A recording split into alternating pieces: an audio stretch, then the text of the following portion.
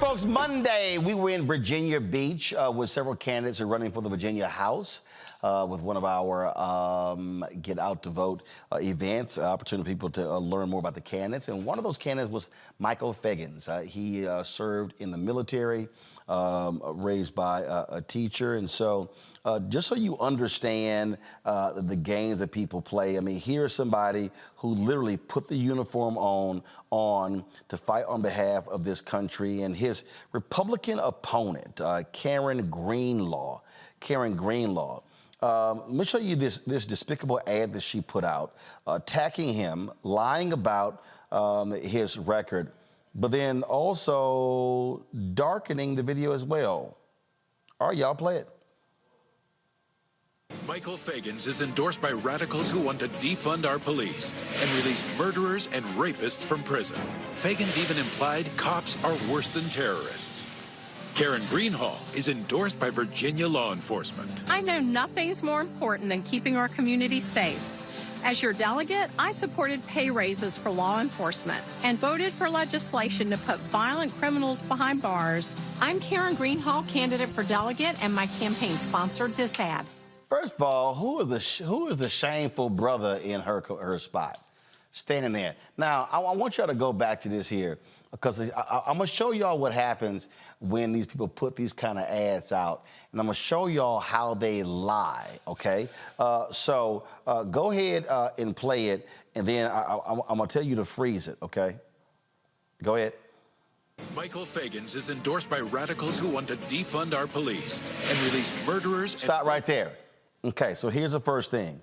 Michael Feggans wants to, so go back, bring it back. So they got a picture of him in his Alpha blazer and tie, saying he wants to defund our police. You see, there's nothing to back it up. No facts whatsoever. Nothing. They're not quoting anywhere. They're not showing anything.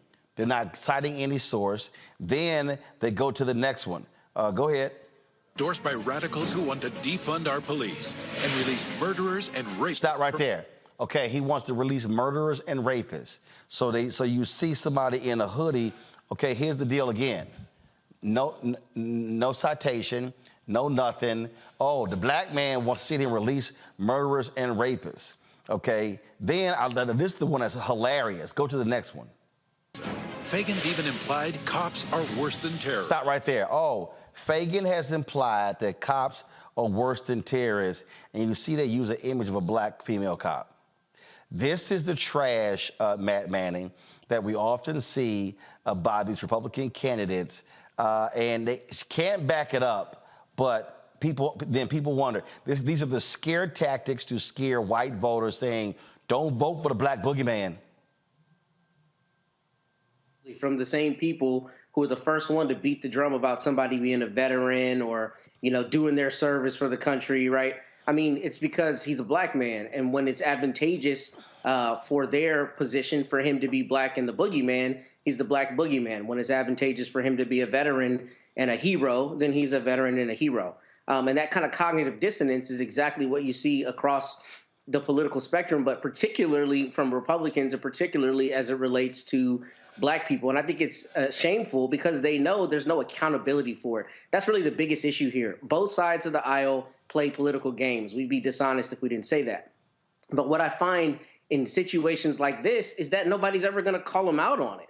I mean, release murderers and rapists. I don't know the policy point behind that, but I suspect he's a proponent of some kind of bail measure, right? Which, if you believe in the Constitution, you have to believe in, because the Constitution affords you that right. But that's not what the voters want to hear, unfortunately, and that's not what they feel they need to tell them.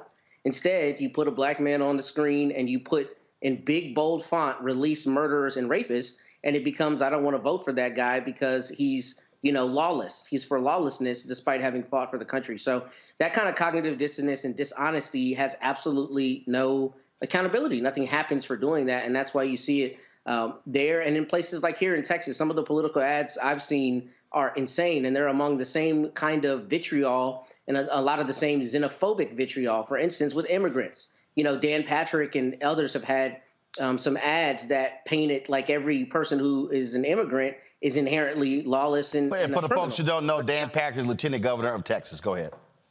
Well, and we know that that isn't true. I mean, we know that the data doesn't bear that out. And we know that what that is both fear and race mongering, intending to play to the fears of predominantly white people who are afraid of a country slipping out of their grasp that is long ago slipped out of their grasp. So this is part and parcel with that kind of messaging. And the sad reality is there's no accountability for it, which is why we continue to see it. Michael? Yeah, Roland, this is reminiscent of the Willie Horton ads from 1988, the presidential race between George H.W. Bush and Mike Dukakis, who was the governor of Minnesota.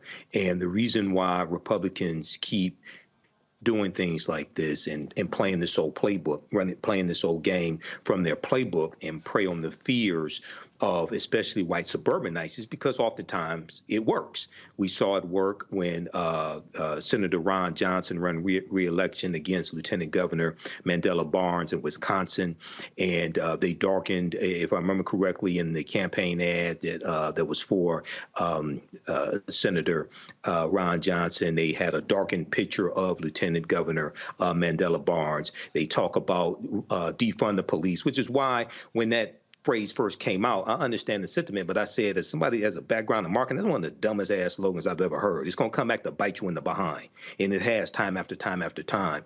What we have to do is outflank Republicans. We know the playbook they're going to come with.